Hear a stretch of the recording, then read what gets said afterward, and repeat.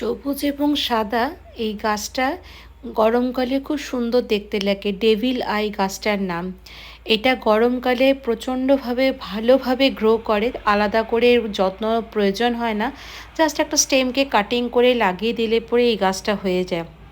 কিন্তু দেখুন এই গাছটা এখন শীতের শেষের দিক, জানি না কেন গাছটা দেখছি গাছের পাতাগুলো পুরো লাল হয়ে যাচ্ছে, অথচ ঘরের ভিতরে যেই গাছটা আছে সেটার রঙটা চেঞ্জ হয়নি, কিন্তু এটা রোদ্রে রাখা ছিল, গাছটা একদম পাতাগুলো লালচে লালচে ভাব হয়ে গেছে।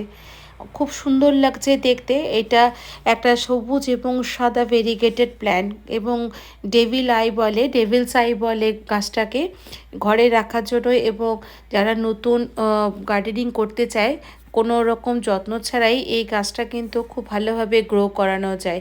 এটা অনেকগুলো গাছের মধ্যে একটা খুব পছন্দের গাছ, যাকে খুব সহজেই গ্রো করা যেতে পারে। আপনারা চাইলে আপনারাও লাগাতে পারেন।